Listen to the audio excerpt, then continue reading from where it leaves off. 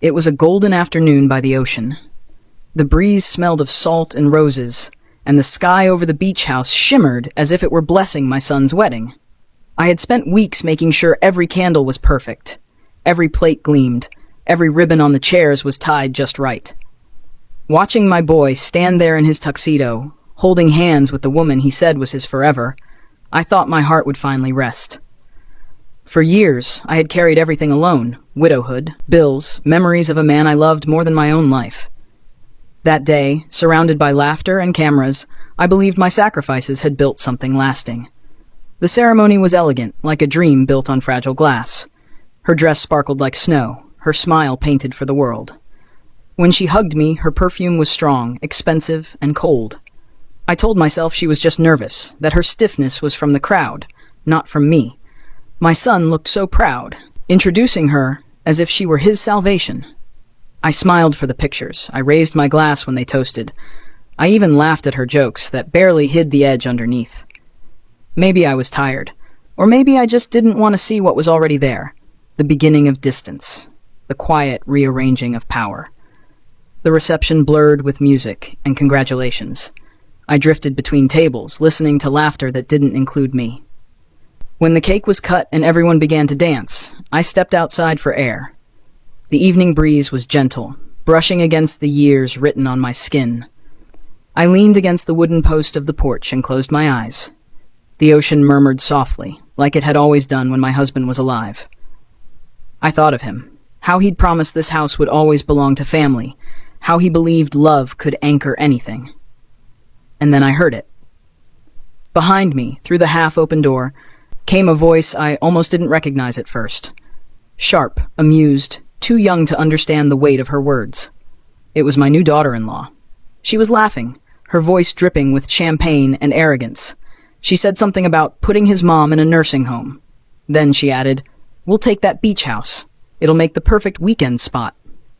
For a moment, I couldn't move. The world went silent.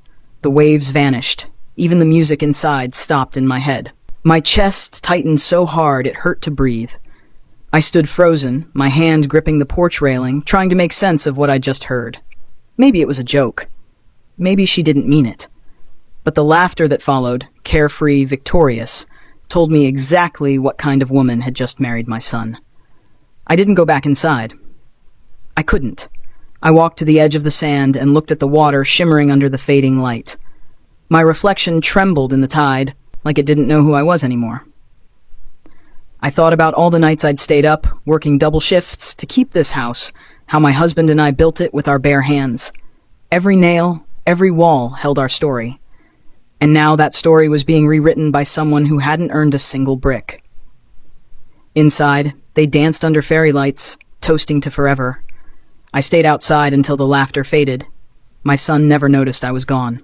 When the last guests left and the night went quiet, I packed the last of the dishes and folded my shawl. My tears came quietly without warning. They tasted like salt and wisdom. Somewhere between the sobs, a strange calm settled over me. By morning, I wasn't broken anymore. I brewed coffee, sat at the same table where my husband used to read the paper, and stared at the sun rising over the water. I thought about what she said, put his mom in a nursing home, and I smiled. Not the kind of smile people show in photos, but the kind that knows exactly what must be done. That day, before the wedding decorations were even taken down, I called my lawyer. I had owned this beach house long before my son was born, and there was another house, one she believed belonged to her husband. She'd soon learn that not everything that glitters belongs to her. The tide outside rose higher as I signed the papers. The pen didn't shake. For the first time in years, my hands were steady. The lawyer looked at me as if he wanted to ask why I was smiling, but I didn't explain. Some storms don't need thunder. They just need quiet resolve. The morning sunlight slipped through the kitchen blinds, pale and quiet. My coffee had already gone cold, but I kept holding the cup anyway. On the table sat the wedding photo someone had sent overnight. My son and his new wife smiling under strings of golden lights. They looked perfect, untouched by the weight that lived inside my chest. I traced my finger across his face and whispered a small blessing he'd never hear. Then I folded the photo, slid it into an envelope, and wrote a short note inside. "Congratulations again. I hope your honeymoon is everything you dreamed of. Love, Mom." When I sealed that letter, my hands didn't tremble. They used to, back when I thought forgiveness was weakness. But that day, something inside me had shifted. I was done being the woman who waited for people to realize her worth. I was ready to protect what little dignity I had left. The lawyer had already called by 9. He confirmed the sale had gone through. Both properties, the beach house and the suburban home my son thought was in his name, were no longer tied to me, or to them. The funds were safely transferred to a trust I'd created for my retirement and for the scholarship foundation my late husband always talked about. It wasn't about revenge, not entirely. It was about reclaiming control, one final time. I watched the waves through the window, the way they crashed and rebuilt themselves over and over. They didn't apologize for changing. Neither would I. By noon, I walked through each empty room for the last time. The beach house smelled of salt, dust, and faint echoes of laughter that didn't belong here anymore. The walls still remembered every summer barbecue, every birthday candle blown out by small hands, every silent prayer I whispered when my husband got sick. My footsteps echoed softly, like the past saying goodbye. I stopped in front of the mirror near the entryway. The woman staring back wasn't the same one who had stood outside that wedding hall. Her back was straighter. Her eyes, though tired, were steady. Grief had shaped her spine into something unbreakable. The real estate agent arrived to hand me the final documents. She smiled politely, unaware that this house had just witnessed its last secret. When I handed her the keys, she said, "It's a beautiful place, ma'am. Someone will be lucky to have it." I nodded. It was never about luck, I said softly. That afternoon, I drove to the small apartment I'd already rented by the harbor. It wasn't grand, just one bedroom, a modest kitchen, and a view of the sea through old wooden blinds. But it was mine. No ghosts, no expectations. Just peace. I unpacked slowly. My husband's watch, my favorite mug, one photo of the three of us back when life still felt kind. Everything else could stay behind. Later that evening, as the sky turned the color of bruised peach, my phone buzzed. It was my son. His voice carried excitement, oblivious to the shift that had already happened. He said they were flying back from their honeymoon early, something about wanting to check on the house. I told him I hoped their trip had been wonderful. I didn't tell him what awaited them. When I hung up, I sat by the window and watched the tide come in. The water always took what it wanted. Slow, patient, unstoppable. I realized I'd become a little like that tide. Quiet, persistent, cleansing everything in my path. The next morning, I woke before dawn. The sky outside was pale and silent. I brewed fresh coffee and wrote a second note, short and polite, just like the first. The house by the beach has been sold. The other one, too. I needed to start over. I hope you do the same. I left it on the kitchen counter of the suburban house before locking the door for the final time. By the time they returned, I was already miles away. The lawyer later told me the daughter-in-law's reaction was explosive, shouting, crying, accusing. My son tried calling me 17 times that day. I didn't answer any of them. Some lessons, I thought, are learned only when the echo finally fades. Days passed quietly. I took morning walks by the shore, fed the stray cat that visited my window, learned to cook for one again. Sometimes, when the wind carried the sound of laughter from families passing by, it stung, but less each day. I didn't hate my son. I just no longer recognized him. One afternoon, I visited the local library to sign the paperwork for the scholarship trust in my husband's name. The woman at the desk asked who the first recipient should be. I said, "Someone who works hard and doesn't wait for others to rescue them." When I walked home that evening, I passed a group of newlyweds taking pictures near the pier. Their joy was loud and pure, untouched by betrayal. I smiled at them, not with bitterness, but with a quiet of understanding. People think revenge is fire, quick and burning. But it isn't. It's water. It reshapes the land slowly, leaving it cleaner. That night, as I sat by my window, I watched the lights flicker across the harbor. My phone vibrated once, a new message from my son. "I'm sorry, Mom." I didn't reply. I just whispered into the night, "I hope you finally see what love costs when you take it for granted." The waves rolled in again, steady as breath. I closed my eyes and let the sound carry me. The world, for once, felt quiet enough for peace. The sound of the harbor had become my clock. Every morning the waves came in slow and deliberate, brushing against the rocks like they were whispering secrets only the sea could keep. It had been a week since I signed the papers and left everything behind. The beach house was no longer mine, and yet I didn't feel loss. I felt release. My son hadn't stopped calling, but I had stopped listening. There's a kind of silence that doesn't need to be explained. It's the sound of peace when the heart finally chooses itself. On the 7th morning, I walked to the small diner across from the pier. The waitress, a woman about my age, poured me coffee without asking. She said I looked lighter, as if a heavy cloud had finally moved. I smiled and said nothing. People think revenge burns you from the inside, but sometimes it clears the air so you can breathe again. As I sat there stirring my coffee, I watched the mail truck stop by the corner. The driver handed me a small envelope with my name written in my son's handwriting. I didn't open it right away. I slipped it into my purse, paid the bill, and walked home with the wind pressing softly against my back. At my table, I tore the edge carefully. Inside was a short note, just a few lines. He said they came back to find the house empty, the locks changed, the rooms stripped clean. He said his wife cried, accused him of being careless, of letting an old woman outsmart them. He didn't apologize directly. Instead, he wrote, "I didn't know what she said to you, but I wish I had listened." I placed the letter beside my coffee cup and let it sit there until the ink smudged under a small ring of condensation.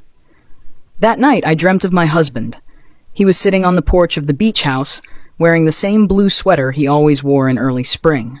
He didn't say anything, just looked at me and nodded, like he already knew what I had done. When I woke up, the room was still and filled with light. I took it as his way of telling me I had done enough. 2 days later, the phone rang again. This time I answered. His voice was softer than I remembered, slower, stripped of that confidence I once envied.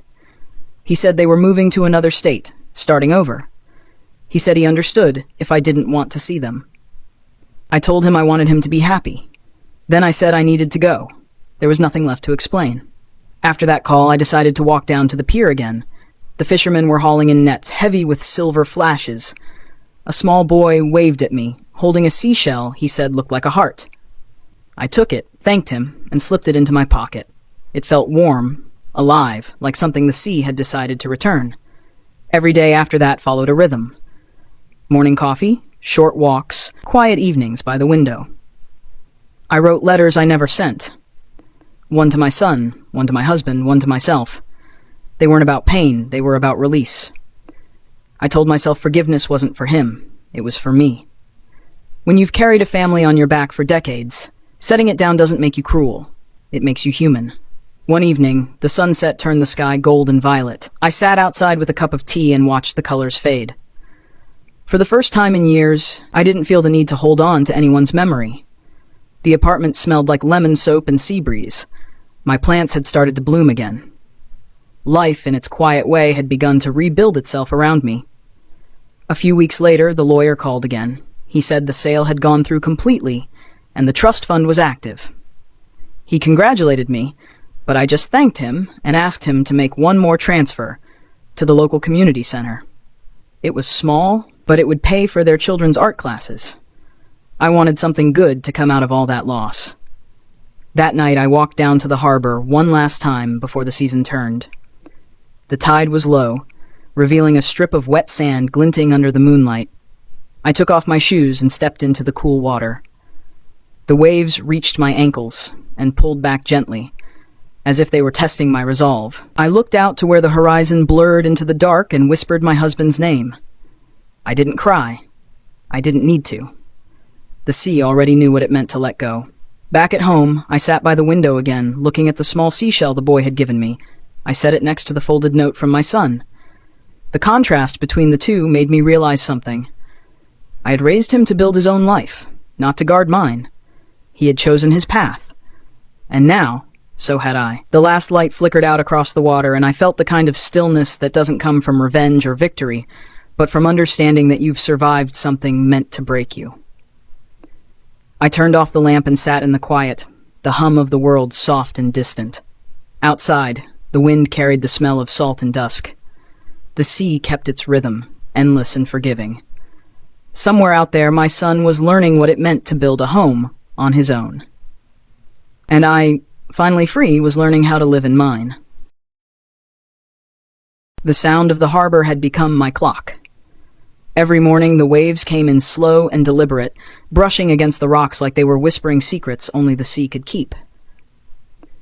It had been a week since I signed the papers and left everything behind. The beach house was no longer mine, and yet I didn't feel loss. I felt release. My son hadn't stopped calling, but I had stopped listening. There's a kind of silence that doesn't need to be explained.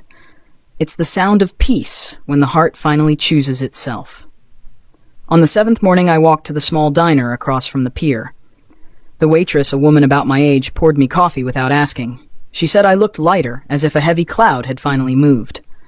I smiled and said nothing. People think revenge burns you from the inside, but sometimes it clears the air so you can breathe again. As I sat there stirring my coffee, I watched the mail truck stop by the corner. The driver handed me a small envelope with my name written in my son's handwriting. I didn't open it right away. I slipped it into my purse, paid the bill, and walked home with the wind pressing softly against my back. At my table, I tore the edge carefully. Inside was a short note, just a few lines. He said they came back to find the house empty, the locks changed, the rooms stripped clean. He said his wife cried, accused him of being careless, of letting an old woman outsmart them. He didn't apologize directly. Instead, he wrote, "I didn't know what she said to you, but I wish I had listened." I placed the letter beside my coffee cup and let it sit there until the ink smudged under a small ring of condensation. That night, I dreamt of my husband. He was sitting on the porch of the beach house, wearing the same blue sweater he always wore in early spring. He didn't say anything, just looked at me and nodded, like he already knew what I had done. When I woke up, the room was still and filled with light. I took it as his way of telling me I had done enough. 2 days later, the phone rang again. This time I answered. His voice was softer than I remembered, slower, stripped of that confidence I once envied. He said they were moving to another state, starting over. He said he understood if I didn't want to see them. I told him I wanted him to be happy. Then I said I needed to go. There was nothing left to explain. After that call, I decided to walk down to the pier again. The fishermen were hauling in nets, heavy with silver flashes. A small boy waved at me, holding a seashell he said looked like a heart. I took it, thanked him, and slipped it into my pocket. It felt warm, alive, like something the sea had decided to return. Every day after that followed a rhythm. Morning coffee, short walks, quiet evenings by the window. I wrote letters I never sent. One to my son, one to my husband, one to myself. They weren't about pain, they were about release. I told myself forgiveness wasn't for him, it was for me. When you've carried a family on your back for decades, setting it down doesn't make you cruel, it makes you human. One evening, the sunset turned the sky gold and violet. I sat outside with a cup of tea and watched the colors fade. For the first time in years, I didn't feel the need to hold on to anyone's memory. The apartment smelled like lemon soap and sea breeze. My plants had started to bloom again. Life, in its quiet way, had begun to rebuild itself around me. A few weeks later, the lawyer called again. He said the sale had gone through completely, and the trust fund was active. He congratulated me, but I just thanked him and asked him to make one more transfer to the local community center. It was small, but it would pay for their children's art classes. I wanted something good to come out of all that loss.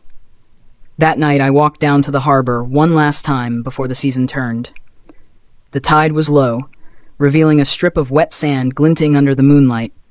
I took off my shoes and stepped into the cool water. The waves reached my ankles and pulled back gently, as if they were testing my resolve. I looked out to where the horizon blurred into the dark and whispered my husband's name. I didn't cry. I didn't need to. The sea already knew what it meant to let go. Back at home, I sat by the window again, looking at the small seashell the boy had given me. I set it next to the folded note from my son. The contrast between the two made me realize something. I had raised him to build his own life, not to guard mine. He had chosen his path. And now, So had I. The last light flickered out across the water, and I felt the kind of stillness that doesn't come from revenge or victory, but from understanding that you've survived something meant to break you. I turned off the lamp and sat in the quiet, the hum of the world soft and distant. Outside, the wind carried the smell of salt and dusk. The sea kept its rhythm, endless and forgiving. Somewhere out there, my son was learning what it meant to build a home on his own.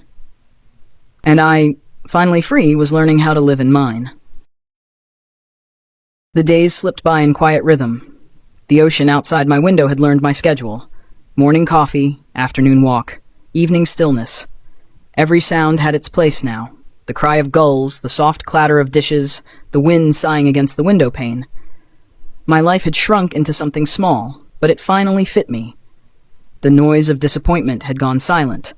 I kept the letter from my son folded inside a drawer, beneath my bills and the spare keys. Sometimes I thought about replying. Sometimes I didn't. There were no words that could explain to him that what I did wasn't about revenge. It was about memory, about protecting the last piece of love that hadn't yet been tainted by greed. He would never understand that the moment I heard her voice at that wedding, the part of me that believed in family had already died. One afternoon, a knock came at my door. It startled me. I hadn't had visitors since I moved here. When I opened it, a young man stood holding a clipboard. He said he was from the real estate office, checking on the new tenants who had moved into the house next to mine. For a split second, I thought he was here for me, that something had gone wrong with the sale, that I'd have to go back and face them again. But he smiled politely and walked away, leaving behind only the faint smell of cologne and the memory of my old fear. That night, I sat by the window with the lights off, watching the harbor lamps shimmer on the water. Somewhere across that black horizon, my son and his wife were starting over. I didn't wish them harm. I just wished they understood that peace isn't free. You earn it by learning what not to destroy. The next morning, I received another envelope, smaller than the first. It wasn't from my son this time. It was from my lawyer. Inside was confirmation that the charity fund had begun its first outreach project.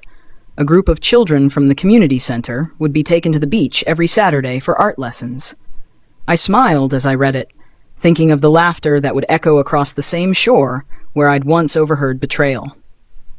Life, it seemed, had a strange sense of poetry. For weeks, I watched them from my window, those children painting seashells and drawing seagulls with bright chalk. Their joy filled the air that once held bitterness. And each time I saw their teacher hand them brushes, I felt something in my chest ease, as if forgiveness were a tide rising slowly, washing the last traces of anger away. Still, there were nights when the silence pressed heavy against the walls.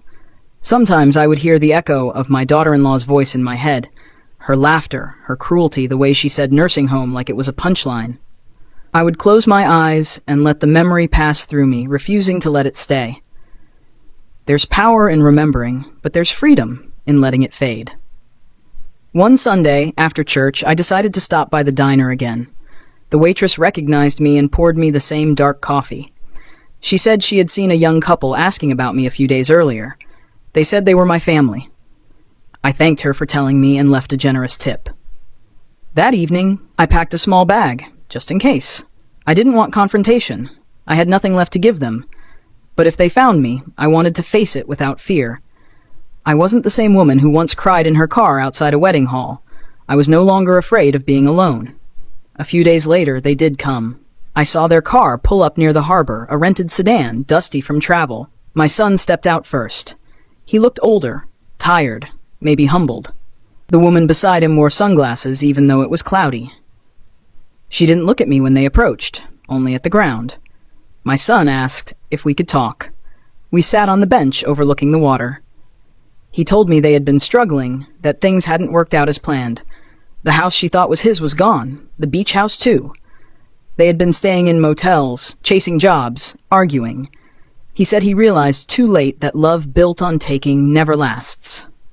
He asked if I could forgive him. I listened quietly. The seagulls cried above us, and the waves hissed softly at the shore. Forgiveness had already taken root in me weeks ago, but I didn't say the words. Instead, I placed my hand over his, the same hand I used to hold when he was a child crossing the street. That was enough. He looked down and nodded, tears brimming in his eyes. The woman stood behind him, arms crossed, her pride unraveling thread by thread. She muttered something under her breath, something sharp, but I didn't catch it. I didn't need to. She was already smaller than her own bitterness. Before they left, my son turned and asked if he could visit again sometime. I told him the door was open, but only if he came alone. He nodded. For the first time in years, his shoulders looked lighter as he walked away. After they drove off, I sat on that bench for a long time. The tide was rising, bringing the scent of salt and rain. I felt my husband's presence beside me again, not as a ghost, but as memory, warm and steady. He used to say that storms don't last forever. They only remind us where to build stronger walls. That evening I returned home, placed my son's letter and the seashell side by side on the windowsill, and lit a small candle. Its flame flickered gently, casting golden shapes across the wall. I whispered a prayer, not for revenge, not for regret, but for renewal. The sea outside answered with a soft crash like applause from the earth itself. I closed my eyes and let the rhythm carry me. Somewhere I knew my son would find his own quiet. As for me, I already had mine. The following week carried a different kind of quiet. The days were still slow, the sea still whispered the same rhythm, but there was a shift in the air, as if the world had exhaled and left me in peace. I went about my routine as always. Coffee at sunrise, letters at the table, walks by the harbor when the afternoon turned gold. But now, every moment felt lighter, like I had finally stopped living for explanations. There was nothing left to defend, nothing left to prove. Sometimes the past tried to visit me, knocking softly in my dreams. I would see my husband again, sitting by the porch with that gentle smile, telling me without words that I'd done what was right. I'd wake up with the scent of the ocean drifting through the open window and realize he wasn't gone. Not really. He was everywhere, in the sea breeze, in the quiet, in the way my heart no longer hurt when I remembered him. One morning, I went to the post office to send a small donation to the community center. The clerk, a young woman with tired eyes, recognized my name. She said her niece was one of the children in the new art class. They call it the Lighthouse Project, she said. It's been the highlight of their week. Hearing that made me smile. Maybe that's what my life was meant to become, quiet light after a storm. On my walk back, I passed a bookstore. In the window, there was a sign that said used books, used hearts, all welcome. I stepped inside. The smell of old pages wrapped around me like warmth. I picked out a small novel and paid with cash. The man behind the counter asked if I was new in town. I told him yes, but not new to rebuilding. He laughed softly as if he understood more than he said. That evening, while reading by the window, I noticed the mailbox flag outside was up. Someone had left a letter. I carried it inside, sat at the table, and unfolded it carefully. The handwriting was my son's again. This one was longer, more honest. He said he had left his wife. He said he finally saw through her words, the manipulation, the charm, the hunger for what wasn't hers.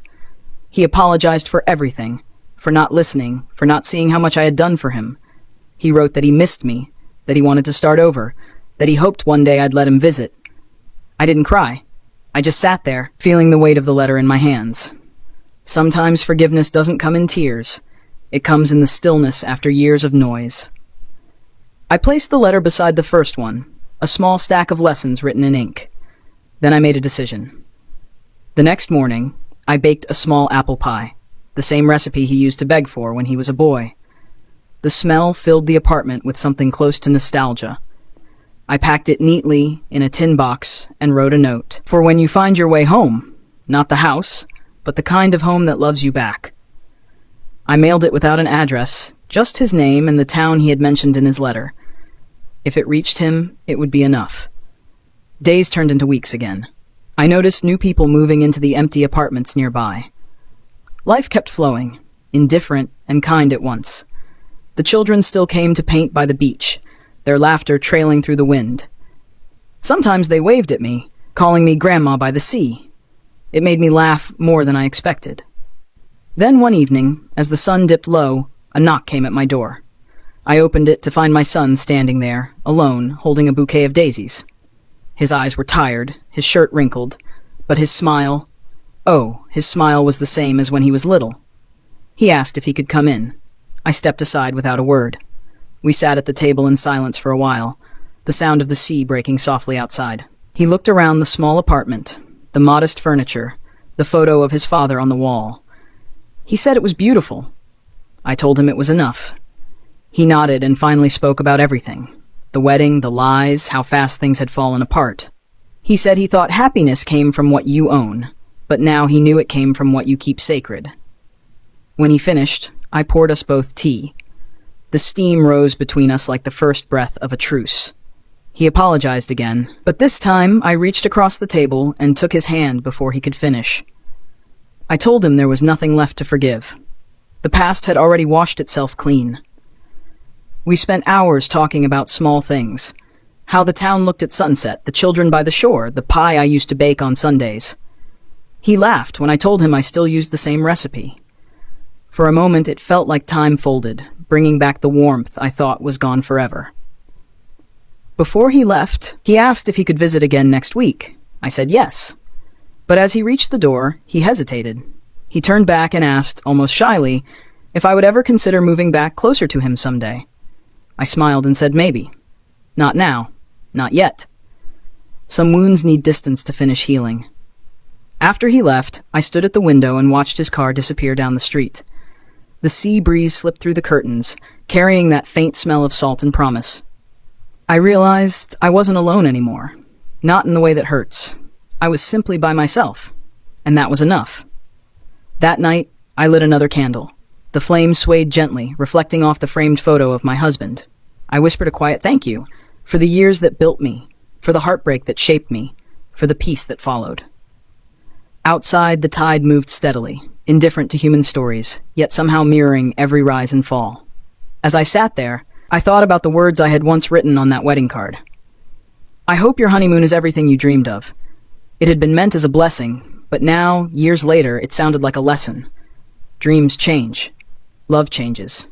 But strength stays. I leaned back in my chair, closed my eyes, and listened to the ocean. It was still singing the same song, but now I finally understood the lyrics. It wasn't about loss or revenge anymore. It was about survival. About starting again when no one expects you to. About the quiet kind of power only mothers ever truly understand. Autumn came quietly, wrapping the harbor in pale gold light. The mornings turned crisp and the air carried the faint scent of wood smoke. My days had fallen into rhythm again, slow, deliberate, peaceful. I had learned the small rituals that made loneliness bearable. Opening the curtains early, brewing coffee strong, watering the plants while the gulls called across the bay. I no longer checked the phone as much. Silence had become a friend, not a punishment. One afternoon, I walked to the market for apples. The vendor greeted me with a familiar smile.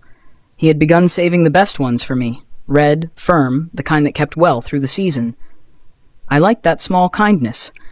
It reminded me that the world still had gentle corners, even after so much cruelty. As I handed him the bills, I noticed a familiar figure across the street. My son. He hadn't seen me yet. He was carrying groceries, walking briskly, his coat too thin for the cold. For a moment, I wanted to call out, but I didn't.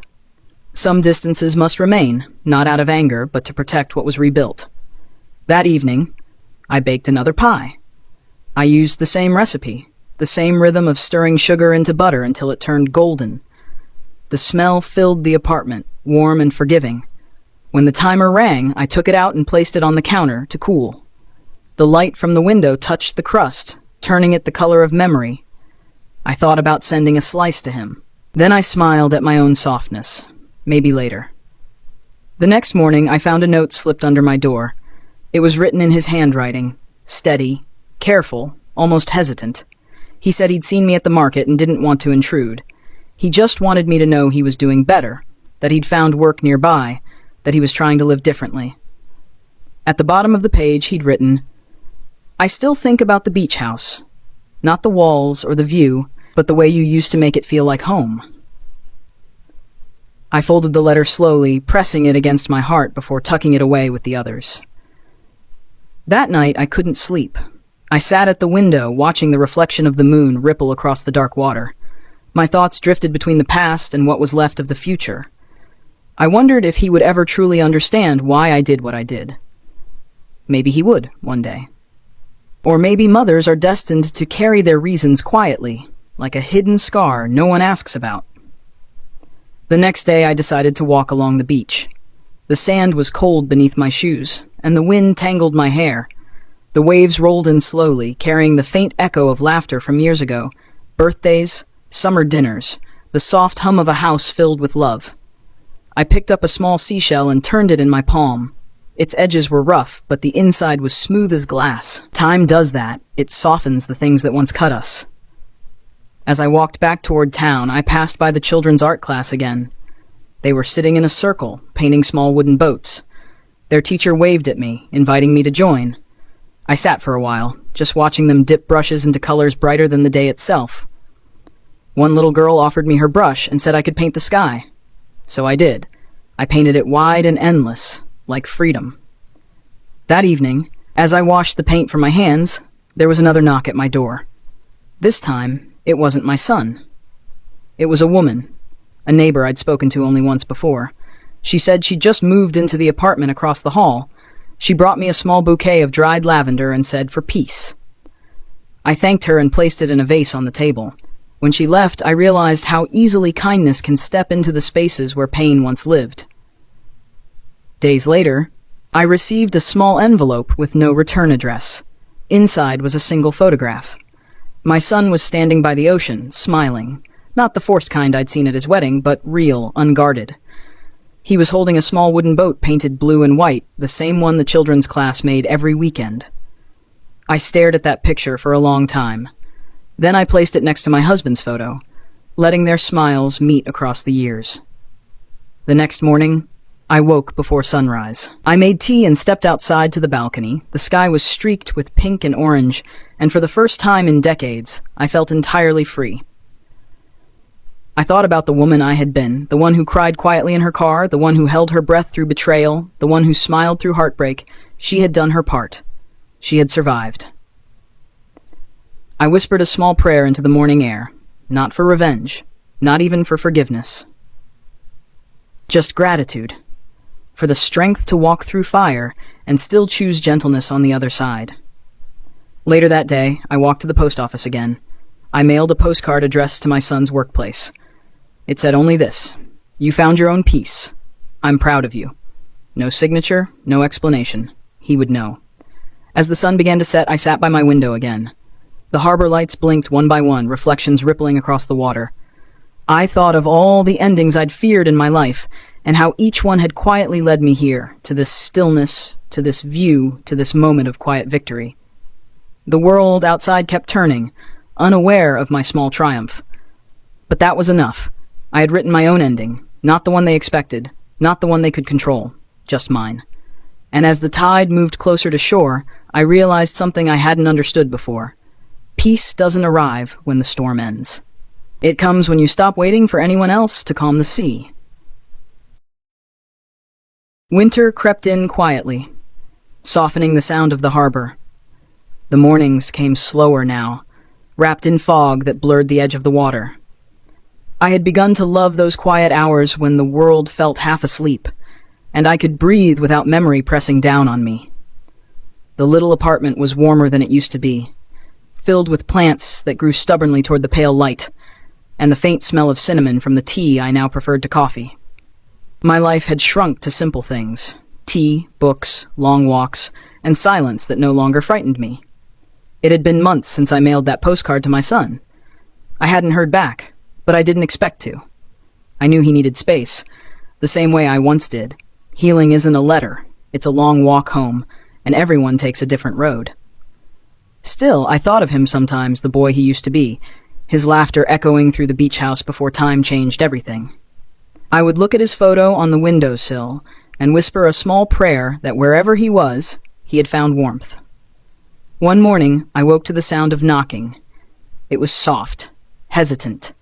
I opened the door to find my neighbor, the woman with the lavender bouquet. She looked flustered, holding a small box. She said someone had dropped it at the wrong apartment. My name was written on it in careful handwriting. I thanked her and closed the door, heart beating a little faster. I set the box on the table and stared at it for a while before opening it. Inside was a small wooden frame with a photo of my son standing beside a group of children. They were holding little boats, smiling under the bright sky. Tucked in the corner was a note in his handwriting.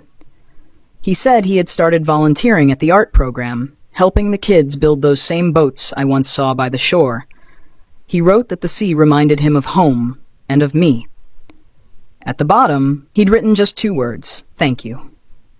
I sat there for a long time, the photo resting in my hands. I didn't cry. I only felt the kind of quiet that fills you when a wound has finally turned into a scar. It was proof of survival, proof that something broken could still become beautiful. Later that afternoon, I walked to the community center. The same children were there, painting, laughing, the smell of salt and acrylic filling the air. Their teacher recognized me and waved. She said she had a surprise. Then, from behind one of the easels, my son appeared. He looked different, older, calmer, his eyes carrying a kind of humility that only comes from learning the hard way. He smiled when he saw me and said he thought I'd be here. We stood there for a moment, unsure what to say. Then he asked if I wanted to help the kids paint. I nodded. He handed me a brush, and for the first time in years, we stood side by side, not as mother and child divided by resentment, but as 2 people rebuilding something wordless between them. As the sun dipped lower, he told me about his new life. He said he had moved into a small apartment near the center, started working at the harbor fixing boats, saving money, learning patience. He didn't talk much about her. He didn't have to. The silence around her name was enough. I didn't ask because I no longer needed explanations. Some endings don't deserve retelling. When the class ended, we walked together toward the pier. The sky was streaked with violet and pink, and the waves shimmered beneath it like silver threads. He asked if I was happy here. I said I was. He nodded and said maybe one day he'd find a place that felt the same. We didn't say goodbye when we parted. We didn't need to. We just smiled, and he promised to visit again soon. That night, I sat by the window, watching the harbor lights flicker across the dark water. The small wooden frame sat beside my candle, his smile frozen in a moment of peace. I thought about all the years we had lost, and all the ways life gives you back what you thought was gone, just in a different shape.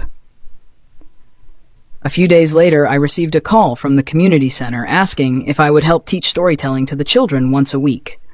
They said the kids loved hearing me talk about the sea, about the old house, about how life changes like the tide. I agreed. It felt right to give something back, to turn everything that had hurt into something that could guide someone else. So I began again. Every Thursday, I sat in that sunlit room with those little faces looking up at me, their hands stained with paint and curiosity. I told them stories about strength, about forgiveness, about how sometimes love isn't soft. It's choosing peace, even when it means letting go. They listened quietly, as if they already understood. After class one day, my son walked me home. He carried my bag, just like he used to when he was young. We talked about nothing and everything. When we reached my door, he asked if he could come by for dinner sometime. I said I'd make his favorite, roast chicken with thyme. He smiled and said, just like before. That evening, I looked around my apartment. The lavender on the table, the books stacked neatly, the candle burning low. I realized how much life had changed since that wedding day. The betrayal that once burned like fire had cooled into something I could hold without flinching. I was no longer the woman who had been wronged. I was the woman who had reclaimed herself. As I lay in bed that night, I thought about the past one last time. The sound of her voice at the wedding, the sting of her words, the look on my son's face when he didn't defend me. Those memories no longer hurt. They were simply markers on the map of how I got here. The sea outside whispered like it always did, endless and forgiving. I closed my eyes, breathing in its rhythm. My heart, at last, was quiet. There were no battles left to fight, no revenge left to serve. Only peace, and the long, steady sound of waves reminding me that even after the harshest storms, the tide always comes home. Spring arrived with a slow thaw, the kind that seeps into your bones and reminds you that life, no matter how bruised, always finds its way back. The harbor no longer wore its gray coat. The water shimmered again, restless and alive. I had begun planting flowers on the small balcony. Nothing fancy, just lavender, mint, and a few daisies. They grew stubbornly toward the sun, as if they too believed in second chances. Every morning I would sit there with my tea, watching the petals tremble in the breeze, thinking how strange it was to finally live a life that didn't hurt. My son came by often now. Not every day, but enough to fill the spaces that once echoed with silence. He always brought something: fresh bread from the bakery, a newspaper folded just right, sometimes a handful of shells he found near the docks. We talked about simple things: the weather, the children at the community center, the way the sea changed color with the sky. It wasn't the kind of love that needed to be said aloud anymore. It was steady, like the tide, predictable in its return. One afternoon, he brought a guest, a woman. She looked nothing like his first wife. There was no polished smile, no cold perfume. She wore her hair loose, and her hands were rough, like someone who worked hard and laughed often. She greeted me with the warmth of someone who didn't need to perform. I saw the hesitation in my son's eyes as he introduced her, the silent question of whether I would approve. I didn't say much, just smiled and invited them in. The air between us was fragile, but not tense. It felt new. We sat together over tea, sunlight spilling across the table. The woman spoke softly, asking about my garden, about the children I taught. When she mentioned she volunteered at the same center, I realized this meeting wasn't an accident. My son had met her through the same program, the one I helped fund. Life had circled back on itself in a way that felt like grace. After they left, I stood at the window watching them walk away, their hands brushing as they crossed the street. It wasn't pride that filled me then. It was peace. The kind that comes when you know the world doesn't owe you an apology anymore. I had lived long enough to see everything come full circle. That night, I wrote a short entry in my journal. I hadn't written in months, but the words came easily now. I wrote about how life bends without breaking, how even betrayal can lead you somewhere softer if you let it. I ended it with a note to myself. Forgiveness is not forgetting. It's refusing to carry the ashes forever. Weeks passed. The town grew busier with tourists as summer neared, and my son began helping repair old boats down at the dock. Sometimes after work, he'd stop by just to sit on the balcony with me. We didn't always talk. The silence between us had changed. It was no longer filled with regret, but understanding.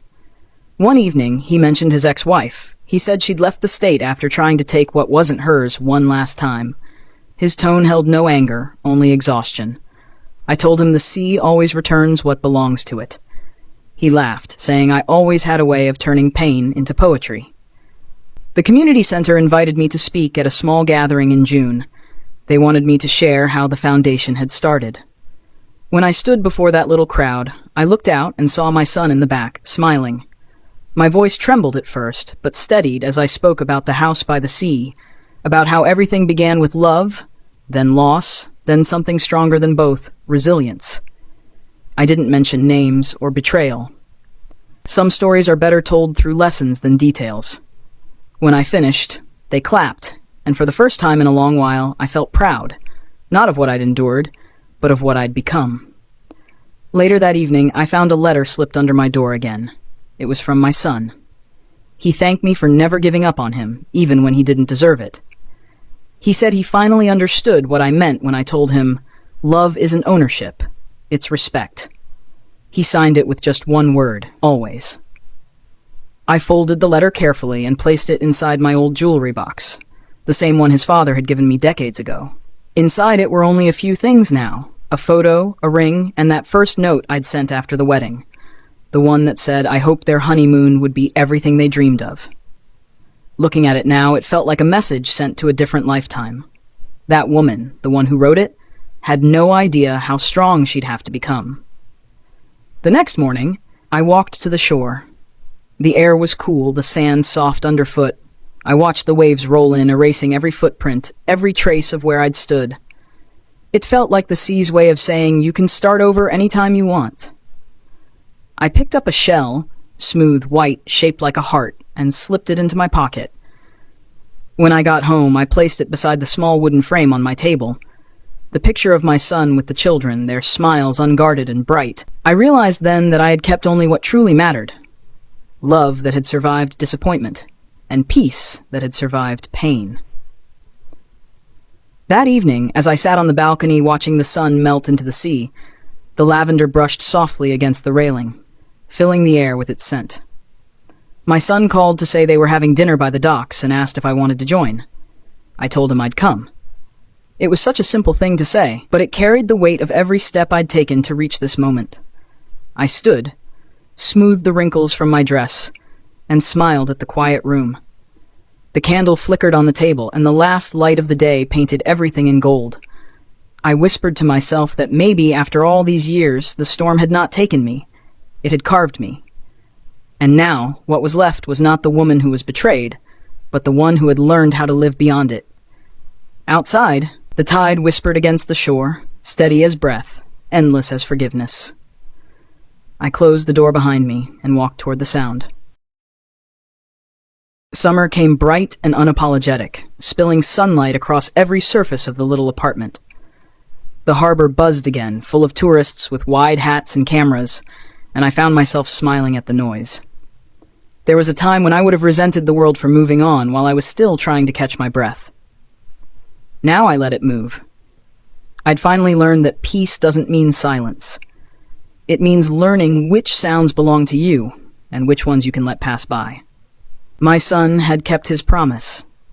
Every Sunday, without fail, he came for dinner. Sometimes he brought the woman with him, sometimes he came alone. He helped me carry groceries, fix the latch on the balcony door, and always insisted on washing the dishes. There was an ease between us now, a quiet understanding that love didn't need to be loud to be real. I could see traces of the boy he once was, hidden under the man he had become. When he laughed, it filled the room in a way that made every scar in my heart ache less. One evening, as the sky melted into deep orange, he came early, holding something behind his back. When I asked what it was, he just grinned and said it was a surprise. After dinner, he placed a small envelope in front of me. Inside was a deed, a legal document transferring partial ownership of a boat repair business at the harbor. My name was on it. He said he wanted to thank me for helping him start over, that without me, none of it would have happened. For a moment, I couldn't find words. The same hands that once trembled from grief now trembled from gratitude. I told him that his success was his own doing, but he shook his head. He said he finally understood that everything he had built came from the foundation I'd laid, even when he didn't see it. After he left that night, I sat at the table long after the dishes were cleared. The paper in front of me seemed to glow in the lamplight. My husband's photograph was still on the shelf, smiling at me from another lifetime. I whispered into the still air that maybe, just maybe, I had done something right after all. The next morning, I went down to the harbor to see the workshop. It was small but full of life. Wood shavings, the smell of varnish, the hum of conversation. The men there greeted me warmly, already knowing who I was. They said my son talked about me often, said I was the reason he believed in rebuilding things that break. I stood there for a while, breathing in the scent of sawdust and sea salt, and realized I hadn't felt this proud in years. Life found its rhythm again. My garden thrived. The children at the community center finished their projects, and the woman my son was seeing began to visit more often. She brought me books, helped me bake bread, and laughed with the kind of sincerity that filled the house with warmth. One afternoon, she confessed that she had been nervous meeting me at first because she knew what had happened in his past. She said she never wanted to be another reason for pain. I looked at her and told her pain is a teacher, not a curse. It shows you what kind of love not to repeat. Her eyes softened, and I saw in her the rare kind of kindness that asks for nothing in return. As weeks passed, I noticed something shift inside me. The anger, the resentment, all the things that once lived like ghosts in my chest had gone quiet. I could speak about the past without shaking. Sometimes I even caught myself being grateful for it. Without the betrayal, I would never have learned the art of letting go. Without the storm, I'd never have found the strength to stand alone. One evening, as I watched the sunset from my balcony, I felt a breeze brush against my face, carrying the scent of the ocean and salt. It reminded me of my husband again, the way he used to whistle while fixing the old porch railing, the way he'd say that everything in life, even heartbreak, needed air to breathe. I closed my eyes and whispered into the wind that I was okay now, that I had finally made peace with all of it. A week later, my son called to tell me he had proposed to his new partner. He said he wanted to do things differently this time. Quietly, simply, without spectacle. He asked if I would come. My heart stilled for a moment. Weddings had once been a wound for me, but this time felt different. I told him I'd be there. The ceremony took place by the harbor, where the smell of salt water mixed with wildflowers. It was small, just close friends, a few children from the art program, and the sea as a witness. My son stood there, not as a man desperate to impress the world, but as someone who had finally learned what mattered. When he saw me, he smiled, and in that moment everything, the betrayal, the pain, the long years of silence, seemed to dissolve into the sunlight. After the ceremony, he hugged me tightly. He didn't say thank you or I'm sorry. He didn't have to. His silence carried all the words we had spent years trying to find. As they drove away for their honeymoon, he handed me a small card. Inside it said the same words I had once written to him years ago. I hope your honeymoon is everything you dreamed of. Only this time, he'd added one more line beneath it. And I hope you finally have yours too. That night, I placed the card beside the first one, the one that had once marked the start of my heartbreak. 2 lifetimes folded together, one ending and one reborn. I stood by the window, the harbor lights blinking like small promises across the water. I realized then that life doesn't always give you happy endings. It gives you quiet ones, the kind that arrive when you least expect them, wrapped in forgiveness and time. As the waves crashed softly against the shore, I whispered a small prayer, not for revenge, not for redemption, but for continuation. For my son, for myself, and for every woman who has ever been broken and rebuilt from the pieces. The tide outside rose higher, carrying the echo of laughter, of endings turned into beginnings. And as the moon rose over the sea, I thought about all the things I had lost, and all the things I had gained because of it. I wasn't just the mother who had been betrayed anymore. I was the woman who had survived it, learned from it, and loved beyond it. And for the first time in my life, that felt like enough. The days after the wedding felt softer than I expected. The world seemed quieter, not because it had stopped moving, but because I had. For the first time in years, I didn't feel the weight of unfinished grief pressing on my chest. The sun rose and fell without drama, and I let it. My mornings returned to the rhythm I loved. Tea steeping in the blue mug, lavender brushing against the balcony rail, the sea humming its endless lullaby. I was no longer waiting for an apology that might never come, nor forgiveness that had already been given. My son and his new wife visited a week later, both glowing from the simplicity of their ceremony. They brought a small seashell from their honeymoon, white with faint golden lines across its surface. He said it reminded him of me, of strength that didn't have to shout. I laughed, placing it beside the other keepsakes on the windowsill. They stayed for dinner, helping in the kitchen while music played softly from the radio. Watching them move around the room felt like watching a life rebuild itself in quiet, deliberate motions. After they left, I lingered in the silence they left behind. It wasn't lonely. It was full. I looked around my home and realized it had become something sacred. Not a monument to what was lost, but a living space built on what remained.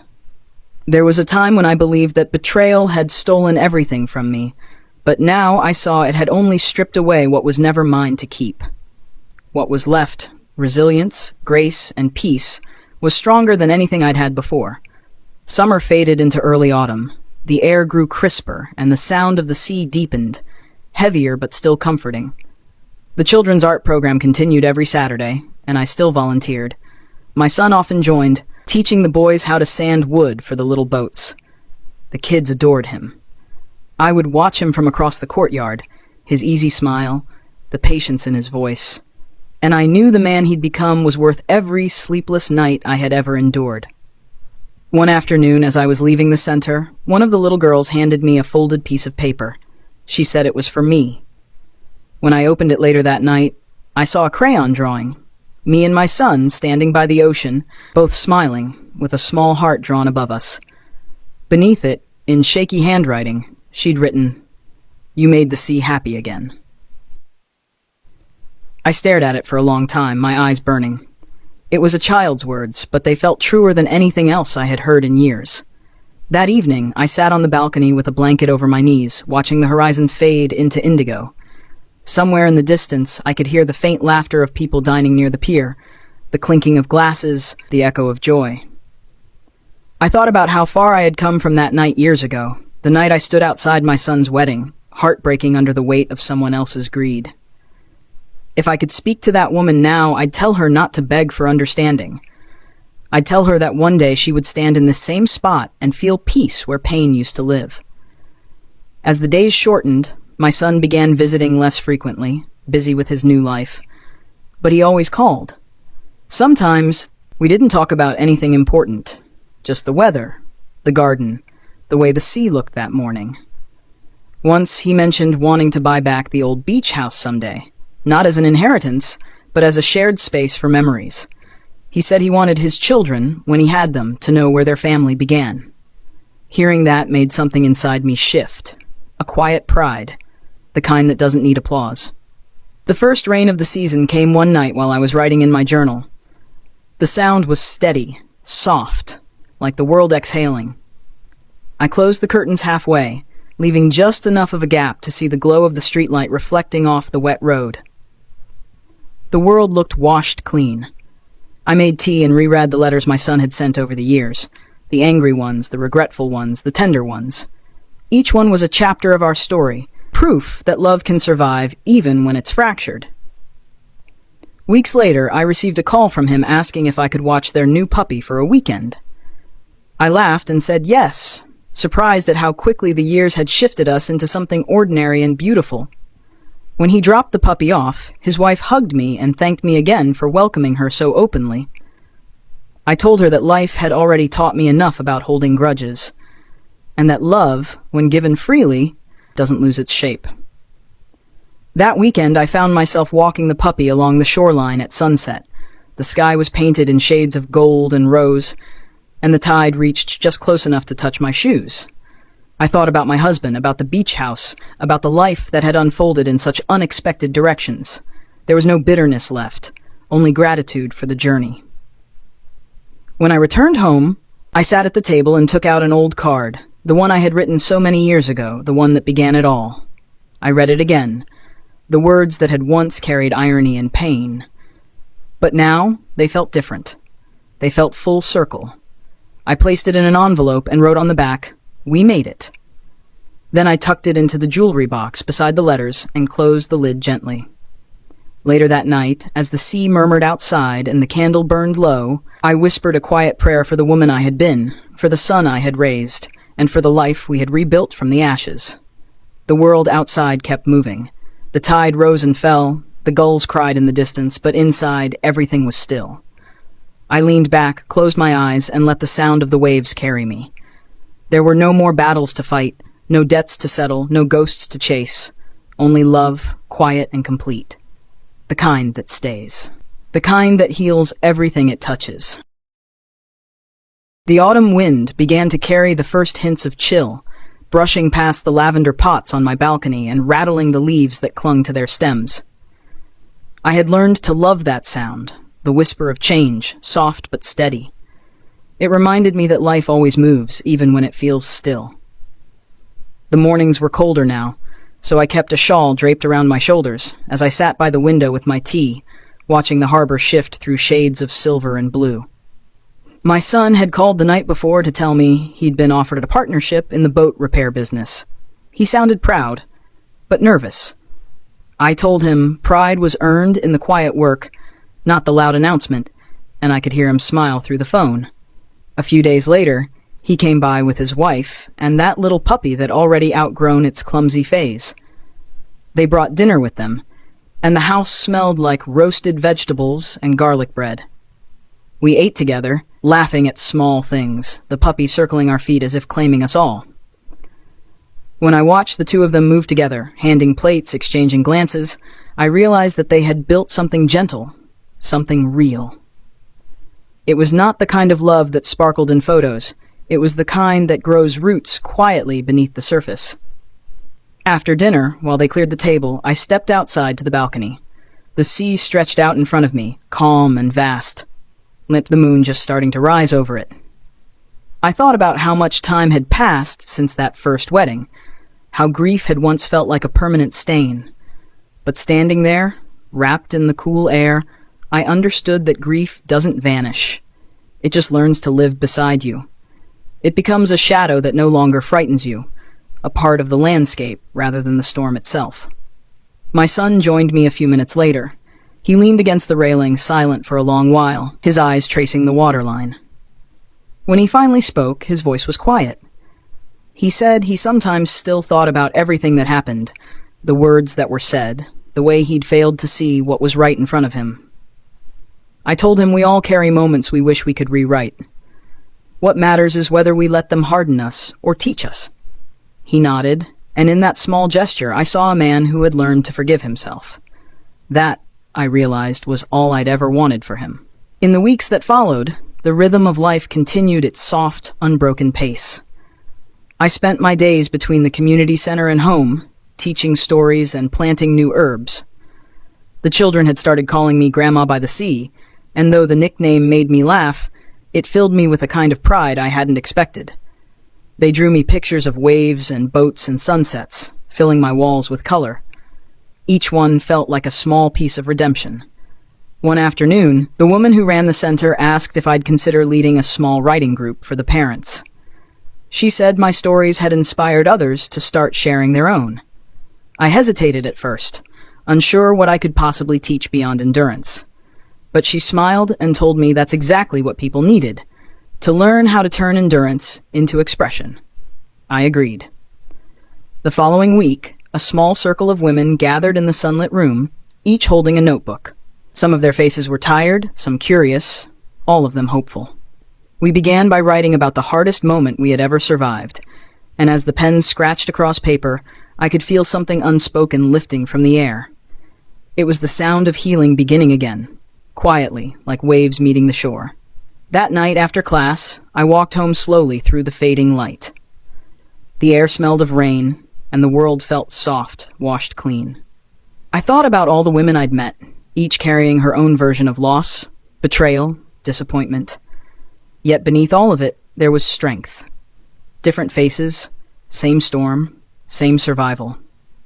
When I reached home, I placed my notebook on the table and opened to a blank page. For the first time, I began writing my story from the very beginning, not as a wound, but as a record of rising. As the words flowed, I found myself smiling at the memories, the good ones, the painful ones, the ones that shaped me. The night I overheard those cruel words at my son's wedding. The morning I sold the house she thought she owned. The quiet satisfaction of reclaiming what was mine without raising my voice. Those moments no longer felt like scars. They felt like steps on a long, steady climb back to myself. Weeks later, my son came by with his wife again, this time with news. They were expecting a baby. When he told me, I froze for a second, the world going still around me. Then the emotion rose so quickly that I couldn't stop the tears. He wrapped his arms around me, laughing, calling me Grandma like the children at the center did. His wife stood beside him, her eyes soft, full of trust. I felt something inside me settle, an old ache finally replaced by something pure and new. After they left, I sat at the window long into the night. The sea was quiet, reflecting the moon in a perfect silver line. I thought about the life ahead, not just mine, but theirs, and the child they would bring into it. I wondered if someday that child would stand on this same balcony, listening to the same waves, and know the strength of the women who came before.